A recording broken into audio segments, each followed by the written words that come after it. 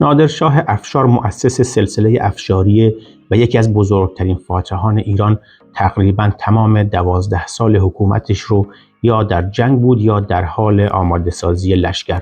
او ارتشش رو از سردترین کوهستان‌ها تا داغ‌ترین بیابان‌ها هدایت می‌کرد، اما راز موفقیتش فقط مهارت نظامی نبود. مدیریت دقیق تدارکات و لوجستیک چیزی بود که او رو از دیگر فرماندهان متمایز می‌کرد. از تأمین غذا و آب سربازان و حیوانات گرفته تا ساخت توپخانه، کشتی و ایجاد مسیرهای عبوری در سرزمین‌های دشوار، نادرشاه استادانه تمام جزئیات رو زیر نظر داشت. در این ویدیو می‌خوایم ببینیم چگونه این شاه بزرگ تونست ارتشی عظیم رو با نظم و دقتی شگفت‌انگیز اداره کنه و چرا بررسی پشتیبانی و تدارکات لشکرهاش برای درک موفقیت‌هاش حیاتیه. با بررسی منابع تاریخی مشخص میشه که موضوع آماده‌سازی و انتقال ملزومات جنگی در زمان نادرشاه کمتر مورد توجه قرار گرفته، در حالی که این امر نقش حیاتی در موفقیت لشکرکشی‌های او داشت. نادرشاه با سرعت فوق‌العاده‌اش لشکرش رو از سردترین کوهستان‌ها مانند گرجستان و شیروان تا گرمترین مناطق خوزستان منتقل می‌کرد و هر منطقه نیازمند تدارکات خاصی بود، چیزی که تأمین آن چالش بزرگی بود. درود دوستان، من ارسلان هستم و منم بهاره. به کانال رئال هیستوری خوش اومدید. یکی از ارکان اساسی هر لشکر تأمین مواد غذایی، ابزار و تجهیزات جنگی است و این مسئله برای نادرشاه که لشکرکشی‌های مداوم داشت اهمیت ویژه‌ای داشت. او تا حد زیادی به آماد و پشتیبانی شخصاً نظارت می‌کرد و حتی گاهی خود مستقیما وارد عمل می‌شد تا مطمئن شود ارتش آماده نبرد است. یکی از مشخصات بارز و قابل توجه جنگ‌های نادر سرعت عمل در جابجایی و انتقال لشکر از نقطه‌ای به یک منطقه دوردست در مدت زمان کم میباشد که این موضوع مستلزم داشتن تدارکات کافی و پشتیبانی کامل میباشد. نادرشاه در نقاط مختلف ایران از جمله بندرعباس، بوشهر و مازندران کارگاه‌هایی برای ساختن توپ، باروت و گلوله دایر کرده بود و در اغلب لشکرکشی‌های خود غله مورد نیاز و خوراک سربازان خود را از طریق رکن اصلی ارتش خود که آماد و پشتیبانی را بر عهده داشتند تأمین می‌نمود. وی همچنین تلاش نمود تا اقتدار ایران در خلیج فارس و حفاظت از مرزهای دریایی جنوبی را با ایجاد یک نیروی دریایی قوی بازیابد.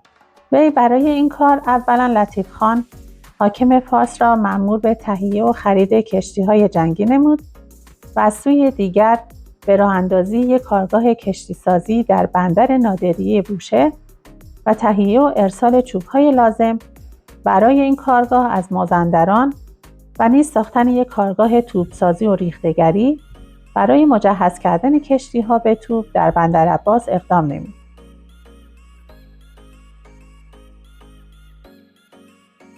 تدارکات در دوره نادرشاه به دو دسته اصلی تقسیم میشد. یک، تدارکات نظامی، هر آن چیزی رو که برای لشکرکشی و یا تاب‌آوری لشکریان در هنگام برپایی اقامتگاه‌های موقت لازم بود در این طبقه جای می‌گرفت. از چادرهای بزرگ و وسیع برای مقر نادرشاه به عنوان یک عمارت دولتی گرفته تا انواع تجهیزات نظامی و اسباب و وسایل نبرد رو شامل می‌شده. دوم، تدارکات غیر نظامی، گاه تدارکات در جهت انجام مراسمات و فرایض دینی و جشن‌ها صورت می‌گرفته. به عنوان نمونه در جشن‌ها و مراسمات مختلف هم در نزدیک اردوگاه و محل برگزاری جشن و مراسم برای اسکان میهمانان اتاق‌هایی از جنس چوب و نی ساخته می‌شده. علاوه بر ساختمان محل اسکان میهمانان، مسجد، میدان، بازار و حتی حمام هم ساخته می‌شد. همچنین برای خود نادرشاه، اهل حرمسرا، صنعتگران و ملازمانش هم منازل با شکوه و بیوتاتی ساخته و در آن چند روز جشن و مراسم مهیای پذیرایی از نادر و میهمانان میشد. تدارکات فردی سربازان در ارتش نادرشاه شامل لباس متحدالشکل، خوراک تجهیزات نبرد و مهمات بود. برای مثال پیاده نظام معروف به جزایر از سلاح‌های سنگین به نام شمخال استفاده می‌کردند که بیش از 15 اخا وزن داشت و با تسمه‌های تزیین شده با حلقه‌های طلایی و نقره‌ای حمل می‌شد.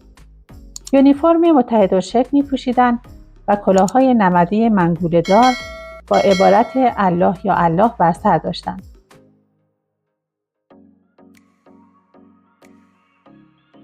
محافظان چاندویل که پشت سر نادرشاه می‌ایستادند، جلوتر از نسخچی‌ها قرار می‌گرفتند و با کاکل پر روی کلاه، تبرزین فولادی، سپر با دستگیره نقره‌ای و تیردان زرندود مجهز بودند و همیشه چند تیر آماده داشتند.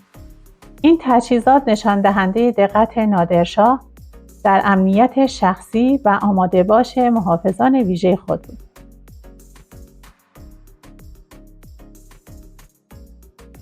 کشیکچی‌ها نگهبانان رسمی جایگاه نادرشاه در مراسمات بودند.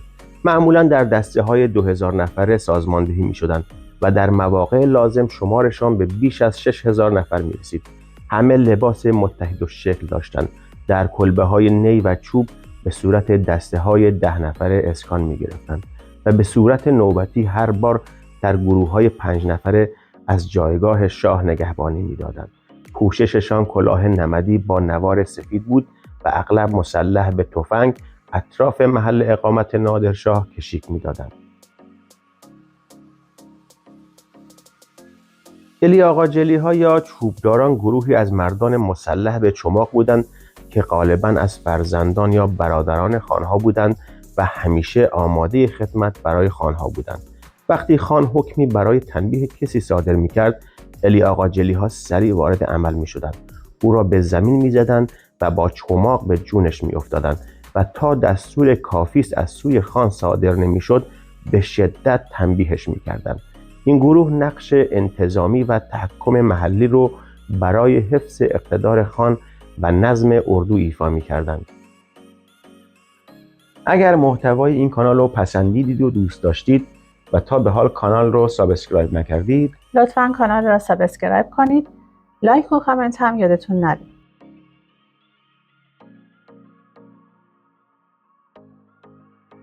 چاوشی‌ها دستار سبز با نوارهای سیاه به دور آن می‌بستند و در پیشانیشان زینتی داشتند که زیرش یک سربند نقره‌ای به اندازه یک سیب قرار می‌گرفت.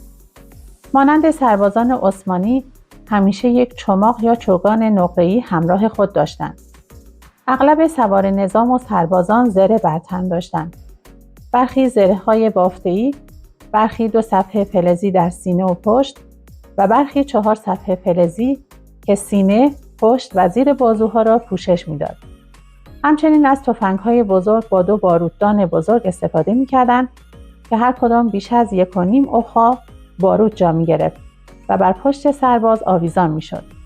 از طرف دیگر تدارکات جمعی شامل توپ، چادر، گاری باربری و سایر تجهیزات بود که توسط گروهی از سربازان حمل می‌شد و برای استفاده جمعی ارتش آماده می‌گردید.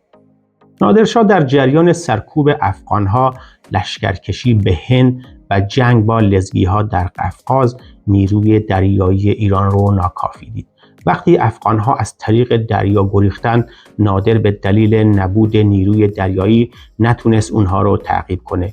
او دریافت که بدون پشتیبانی دریایی پیشروی لشکر از طریق خشکی بسیار دشواره، زیرا تأمین تدارکات با مشکل مواجه میشه. به همین دلیل نادرشاه در خلیج فارس با خرید، غنیمت یا مصادره کشتی‌هایی از اروپاییان و دریانوردان عرب تلاش کرد تا نیروی دریایی مخصوص ایران رو ایجاد کنه. این اقدام برای کنترل سرکشی حاکمان جنوب ایران و جزایر خلیج فارس هم اهمیت حیاتی داشت. در جریان شورش اعراب حوله، دریادار نادر میرعلی خان کشته شد و اعراب به دزدی دریایی روی آوردند. همچنین در شورش محمدخان بلوچ و فرارش به جزیره کیش، ضعف نیروی دریایی ایران برای نادر آشکار شد. در لشکرکشی به هند و عملیات در قفقاز نیز به دلیل مسدود بودن راه‌های کاروانرو، تأمین تدارکات و آذوقه برای سربازان مشکل شد. در بازگشت از هند، نادر با درک اهمیت مسیر دریایی به محمد تقی خان بیگلربیگی فارس دستور داد با نیروهای کمکی از طریق دریا به سند بیاید. علاوه بر جنبه نظامی، نادرشاه پس از تسخیر هند به دنبال تسلط بر خلیج فارس بود تا تجارت دریایی بین ایران و هند را کنترل و توسعه دهد. در دوره افشاری توپ، تفنگ سرپر و انواع توپچه‌های کوچک نصب شده روی شتر معروف به زنبورک جزو تسلیحات معمول ارتش نادر بود. در نبرد با محمدشاه تیموری فرماندهی توپ‌ها ظاهراً با میرآتش بود و نادر در همان جنگ‌ها تعداد زیادی توپ به غنیمت گرفت. کندوله‌ای از غنایم گرفته شده از سپاه عثمانی آمار دقیقی میده. حدود 46 اراده توپ، 5 خمپاره انداز، 3 بیرق و مقادیر زیادی اسلحه و مهمات.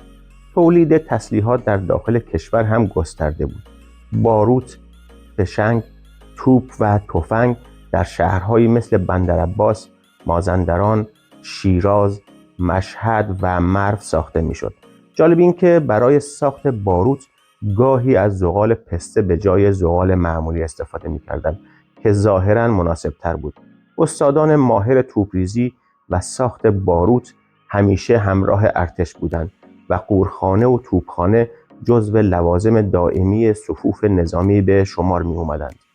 تأمین خوراک لشکر و علوفه سوار نظام برای نادرشاه اهمیت حیاتی داشت، به طوری که گاهی کمبود غذا باعث توقف یا تأخیر در جنگ‌ها می‌شد. عبدالکریم، یکی از ملازمان نادر در فتح هند، گزارش می‌دهد که مردم روستاها از ترس نادرشاه خانه‌هایشان را ترک و خوراکی‌ها را با خود می‌بردند یا مخفی می‌کردند که تأمین آذوقه لشکر و خوراک اسبان و شتران را دشوار می‌کرد. گاهی نیز غله و خوراک از اهالی عبوری با پول یا به صورت باج تأمین می‌شد. برای مثال در جریان تبعید ارامنه تفلیس و آرارات، برخی خانوارها با پرداخت 3000 تومان و 3000 سومار غله از تبعید نجات یافتند.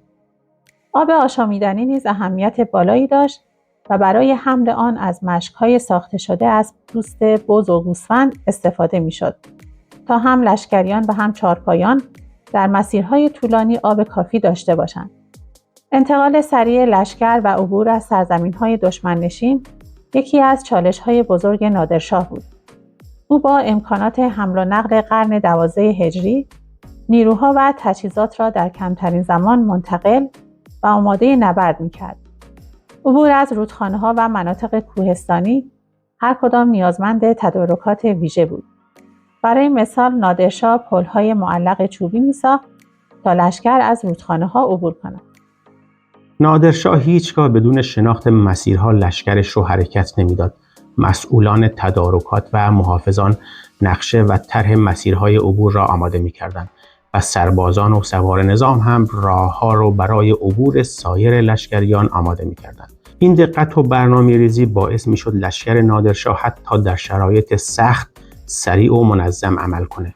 نادرشاه افشار ثابت کرد که موفقیت در میدان جنگ تنها به شمشیر و توپ محدود نمیشه. برنامه‌ریزی دقیق، تدارکات هوشمندانه و مدیریت بی‌نقص ارتش بود که او را به یکی از بزرگترین فاتحان تاریخ ایران تبدیل کرد. از تأمین غذا و آب سربازان و سوار نظام گرفته تا ساخت توپخانه، کشتی و پل‌های معلق، هر پیروزی او نتیجه ساعت‌ها کار دقیق و نگاه هوشمندانه به جزئیات بود. تاریخ نشون میده هر پیروزی بزرگ پشتش نظم، استراتژی و پشتکار پنهانه و نادرشاه استاد تمام این هنرها بود. اگر از این روایت تاریخی لذت بردید، ویدیو رو لایک و در کانال مشترک بشید تا ویدیوهای بعدی رو از دست ندید. لطفاً نظراتتون در مورد نادرشاه رو در کامنت ها با ما به اشتراک بذارید. منبع ما در این ویدیو مقاله بررسی نحوه تدارکات در جنگ‌های نادرشاه افشار نوشته محمد علی رنجبر و مرتضی زاره می باشد. بهروزگار و شادکام باشید.